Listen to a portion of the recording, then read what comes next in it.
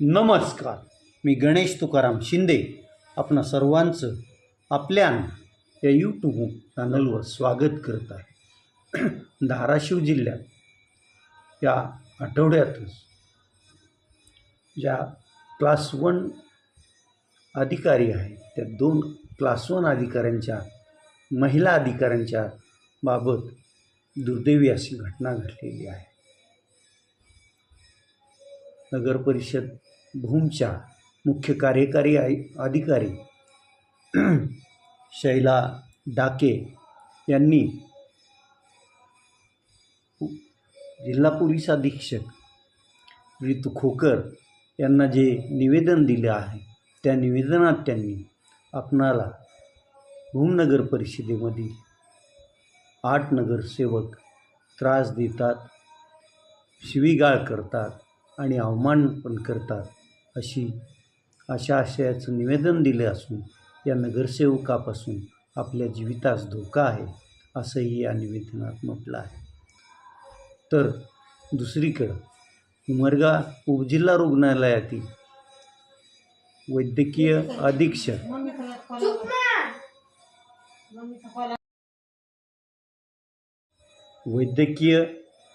अधीक्षक असलेल्या गरड जाधव या महिला अधिकाऱ्यास उमरगा शहर जिल्हा रुग्णालयात 2 व्यक्ती काय येतात, त्यांना जनरेटरच्या डिझेलच्या खर्चाबाबत माहिती विचारतात. ज्यावेळेस या वैद्यकीय अधीक्षक तुम्ही रीतसर अर्ज द्या, तुम्हाला माहिती मिळेल असं सांगतात, त्यावेळेस त्यांच्या टेबलवर असलेलं हे डिझेलच्या याचं रजिस्टर घेऊन जाण्याचा ते प्रयत्न करतात आणि या महिला अधीक्षका डाव्या हाताला धरतात आणि विनयभंग करण्याचा पण प्रयत्न करतात. उमरगाव जिल्हा रुग्णालयाच्या अधीक्षकांनी उमरगा पोलीस स्टेशनमध्ये 2 जणांविरोधात तक्रार दिलेली आहे आणि उमरगा पोलीस त्याचा तपास करत आहे. फुले, आंबेडकर, शाहू महाराज यांच्या ह्या राज्यात महिला अधिकाऱ्यांबाबत तेही जी आदिशक्ती तुळजाभवानीचं ठाण ज्या जिल्ह्यात आहे त्या जिल्ह्यातीलच 2 महिला अधिकाऱ्यांवर असे प्रसंग येतात. यावरून काय ते आपण ओळखायचं. आता नगर परिषदेच्या मुख्याधिकाऱ्यांनी दिलेल्या निवेदनावर स्वतः महिला असणाऱ्या जिल्हा पोलीस अधीक्षक ऋतू खोकर काय पुढं कारवाई करतात, काय ॲक्शन घेतात याकडं जिल्ह्याचं लक्ष असणार आहे. आणि त्याचबरोबर ऋतू खोकर उमरगा येथील घटनेबाबतही आपल्या सहकाऱ्यांना काय सूचना करतात याकडं पण सर्वांचं लक्ष लागून राहणार आहे हे मात्र खरं. आता भूमनगर परिषदेमध्ये तेथील आमदार प्राध्यापक तानाजीराव सावंत यांच्या समर्थक संयोगिता गाडवे या नगराध्यक्ष आहेत. तर नगर परिषदेच्या जे नगरसेवक आहेत त्याच्यात बहुमत हे जनविकास आघाडीचं आहे आणि या जनविकास आघाडीच्या विरोधातच मुख्याधिकाऱ्यांनी जिल्हा पोलीस प्रमुखाकडं तक्रारीवजा निवेदन दिलेलं आहे.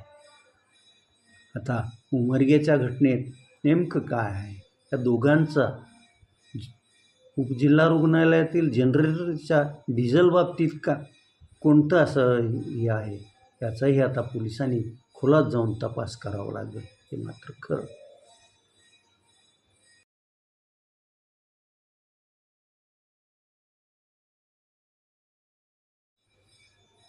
धाराशिव येथील सिद्धिविनायक ॲग्रोटेकचे तुळजापूर तालुक्यातील देवकुर्ली आणि कळंब तालुक्यातील खामसवाडी या 2 ठिकाणी गूळ पावडर उत्पादित करण्याचे कारखाने आहेत आणि या कारखान्याच्या प्रत्येक हंगामाची सुरुवात करताना रोलरचं पूजन केलं जातं. रोलरचं पूजन म्हणजे पुढील हंगामाची ती एक पहिली पायरीच आहे असं म्हणतात.